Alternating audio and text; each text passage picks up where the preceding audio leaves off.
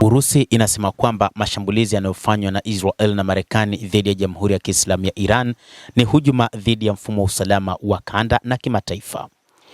Katibu wa Baraza la Usalama la Urusi, Sergei Shoigu, amesema mashambulizi yasiyokuwa ya sababu ya Marekani na Israel dhidi ya Iran ni hujuma dhidi ya mfumo wa usalama wa kanda wa kimataifa.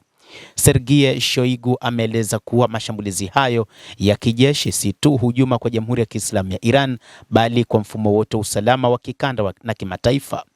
Juhudi za miaka kadhaa za kuipatia ufumbuzi kadhia ya miradi ya nyuklia ya Iran zimepotea, amesema Shoigu.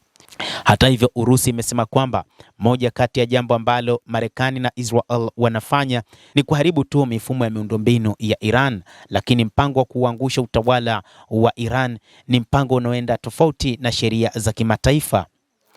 Taifa la Iran kwa muda mrefu lilikuwa ni moja kati ya mataifa ambayo yanaishi kwa amani, lakini kitendo cha rais wa Marekani Donald Trump na waziri mkuu Benjamin Netanyahu kuanzisha mashambulizi dhidi ya jamhuri hiyo ya Kiislamu na kuua karibia viongozi wake akiwemo kiongozi mkuu wa Iran Ayatollah Al-Khamenei ni kitendo kisichokubalika na ni kitendo cha hujuma kilichofanywa na Marekani na Israel dhidi ya Iran na ni kitendo kinachoenda tofauti na sheria za kimataifa.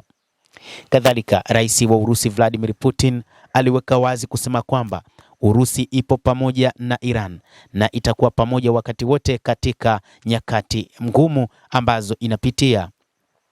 Waziri wake wa mambo ya kigeni Sergei Lavrov aliweka wazi akisema kwamba kutokana na ushirika waliokuwa nao Iran na Urusi, Moscow ipo tayari kutoa aina yoyote ya silaha ambayo Iran itaihitaji. Moja kati ya taarifa zilizowahi kutolewa na rais wa Urusi Vladimir Putin ni kwamba kwa sasa Iran haikuhitaji silaha aina yoyote kupitia jeshi la Urusi, lakini Urusi ingepatia Iran silaha zozote ambazo wangezihitaji.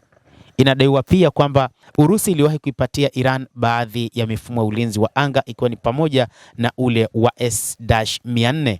Kadhalika ni Urusi ambayo iliwahi kutoa aina ya ndege za Sukhoi-35 kwa maana ya US-35. Na ni wakati ambapo ndege hizi zinadaiwa bado hazikuanza kutumika. Urusi na Iran ni miongoni mwa mataifa katika BRICS yenye uhusiano na ushirikiano wa kina kwa karne nyingi zilizopita. Rais wa Urusi Vladimir Putin aliwahi kutembelea Iran mara kadhaa hata wakati wa Ayatollah Al-Khamenei, lakini pia ni Iran ambayo imefanya ziara kadhaa ndani ya Urusi, na hata rais wa Iran Masoud Pezeshkian katika kipindi hiki cha vita alifanya mazungumzo na rais wa Urusi Vladimir Putin kujadili hatma ya vita hivyo. Lakini ni Urusi ambayo imeweka wazi kwamba katika kipindi chote hiki cha vita ni Urusi ambayo ipo pamoja na utawala wa Jamhuri ya Kiislamu ya Iran pamoja na jeshi lao, na kwamba wapo tayari kwa ajili ya kutoa msaada wowote ikiwa utahitajika. Wakati huo huo, waziri wa mambo ya nje wa Ujerumani Johann Wadephul ameyataja madai ya Rais Donald Trump ya kufanya mazungumzo na Iran kuwa hatua muhimu, na akasema kwamba kunapaswa kupatikana njia ya kukomesha vita dhidi ya Iran. Wadephul amesisitiza kuna jambo linaloendelea. Kadhalika, rais wa Ujerumani Frank-Walter Steinmeier aliweka wazi kwamba vita vilivyoanzishwa na Marekani na Israel ni vita ambavyo kimsingi hawakuielewa Marekani kwa nini ilianzisha vita hivyo dhidi ya Jamhuri ya Kiislamu ya Iran, na kwamba hawaunge mkono aina ya vita vilivyoanzishwa hasa kutaka kuondoa utawala wa Iran. Mashambulizi ya pamoja ya kijeshi ya Marekani na utawala wa Israel dhidi ya Jamhuri ya Kiislamu ya Iran yalianza Februari 28 mwaka 2026.